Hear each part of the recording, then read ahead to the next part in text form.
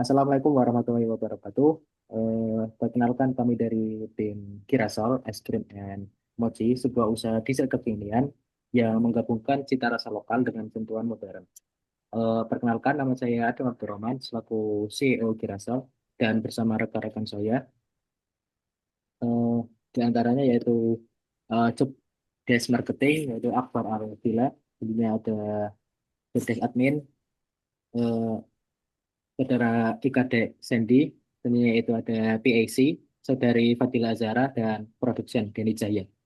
Tim kami dibimbing oleh dosen dari Medkul Kewirausahaan yaitu Bapak Dr. Soekardi MM. Selanjutnya saya akan menjelaskan latar belakang dan inovasi dari Girasol. Gaya hidup modern masyarakat yang semakin dinamis mendorong meningkatnya minat terhadap makanan ringan dan dessert yang tidak hanya lezat tetapi juga unik dan Instagramable. Salah satu tren yang terus meningkat adalah minat terhadap es krim dan camilan khas Jepang seperti mochi. Melihat peluang tersebut, kami mengadakan usaha yang berfokus pada produk es krim dan mochi dengan inovasi dalam rasa, tampilan, dan kemasan. Usaha ini kami beri nama Giraffe. Alasan utama kami memilih es krim dan mochi sebagai produk utama adalah karena keduanya memiliki pasar yang luas, fleksibel untuk dikreasikan dengan berbagai rasa lokal maupun internasional, beserta cocok untuk berbagai momen. Dengan memanfaatkan tren konsumsi makanan kekinian, kekuatan media sosial sebagai alat promosi, serta meningkatnya minat masyarakat terhadap kuliner unik dan otentik. Kami optimis usaha ini akan berkembang dan diterima baik oleh pasar.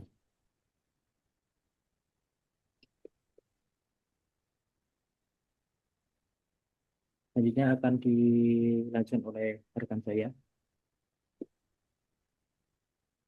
Baik, untuk produk sendiri, yang pertama yaitu mochi. Siapkan bahan-bahan. Yang pertama, siapkan bahan-bahan isian yang akan digunakan. Lalu, mix bersama dengan krim. Dan untuk yang kedua, siapkan tepung, ketan, gula, dan susu, lalu mix bersama dan masak hingga menjadi adonan. Dan untuk yang ketiga, setelah itu giling menjadi pipih, lalu masukkan isian yang telah dibuat tadi. Dan yang terakhir, memasukkan ke dalam kulkas, lalu tunggu sebentar, dan kemudian mochi siap dipotong dan dihidangkan. Dan untuk es cimil sendiri, yang pertama yaitu siapkan popper bowl, berikan roti tawar. Yang kedua, lalu masukkan 3 skop es krim al varian. Yang ketiga, setelah itu tambahkan topping yang kamu inginkan. Selanjutnya ada STP yaitu segmenting, targeting, dan positioning. Segmenting sendiri demografisnya 13 sampai 35 tahun, pria dan wanita pelajar, mahasiswa, pekerja muda, dan keluarga muda.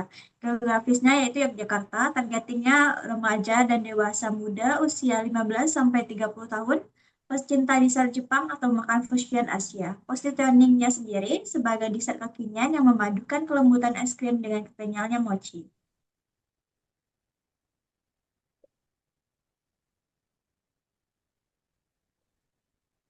Saya menjelaskan tentang bisnis model Canva. Di sini ada key partner, pemasok bahan lokal, penyelenggara event, influencer kampus, desain grafis, jasa logistik, komunikasi mahasiswa, kono- komunik- komunitas pencinta kuliner lokal. Terus ada key activity, produksi dan racikan menu minuman, promosi dan konten aktif di media sosial, pengelolaan stok dan bahan segar, analisa tren dessert and preferensi rasa pelanggan, evaluasi secara berkala melalui feedback pelanggan, terus ada key resource, bahan baku dari pemasok lokal, peralatan booth dan penyajian, tim produksi dan pelayanan, akun media sosial aktif dan tim kreatif, database pelanggan dan feedback, yang terakhir investor. Selanjutnya ada value proposition, dessert kekinian dengan cita rasa lokal yang unik, packing menarik, estetik cocok di media sosial, nama brand yang lucu dan mudah diingat, harga ramah di kantong untuk segmen muda, bisa custom topping dan rasa, experience yang menyenangkan, rasa autentik lokal dan twist modern, menu edisi terbatas musiman yang bisa dibikin penasaran, memberikan pengalaman bukan sekedar produk, pengiriman cepat dan praktis, interaktif seperti nama pembeli di kemasan,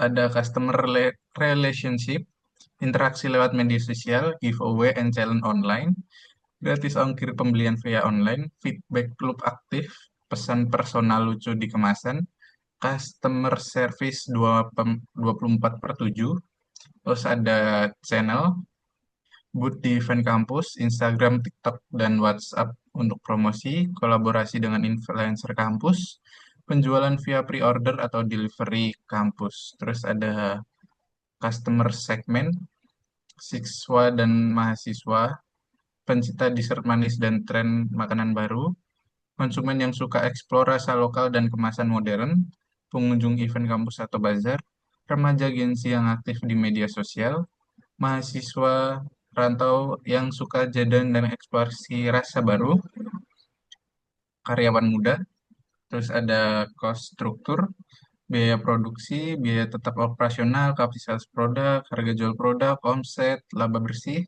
terus ada revenue stream, penjualan produk, pre-order atau pemasaran online, paket bundling atau promosi spesial, dan partnership. Selanjutnya ada value proposition-nya. Yang pertama, dessert kekinian dengan cita rasa lokal yang unik, packaging yang menarik, estetik dan cocok di media sosial, nama brand yang lucu dan mudah diingat, harga ramah kantong untuk segmen muda, bisa custom topping dan rasa, experience fun, rasa autentik lokal dengan twist modern, menu edisi terbatas musiman yang bikin penasaran, memberikan pengalaman bukan sekedar produk atau interaktif dan fun, pengiriman cepat dan praktis, inisiatif interaktif seperti nama pembeli di kemasan.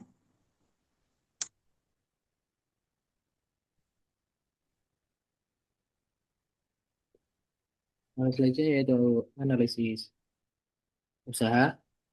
BIP es krim 83 porsi, mochi 50 porsi, dan produksi per porsi es krim 100, mochi 100, BC or R es krim 1,21, mochi 2,016, dan harga per pieces es krim 15.000 dan mochi 5.000. Berdasarkan nilai PCR yang lebih besar dari satu untuk es krim 1,21 dan mochi 2,016, usaha ini layak untuk dijalankan.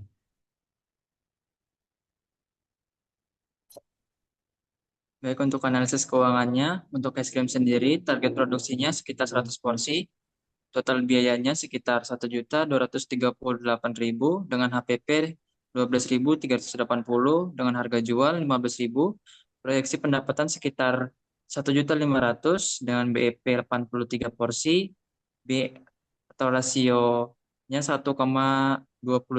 Dan untuk mochi, target produksinya adalah 100 porsi, total biayanya sekitar 248.000, HPP-nya sekitar 2.480, harga jualnya sekitar 5.000, proyeksi pendapatannya sebesar 500.000, BEP-nya 50 porsi, B atau C rasionya sekitar 2,016.000.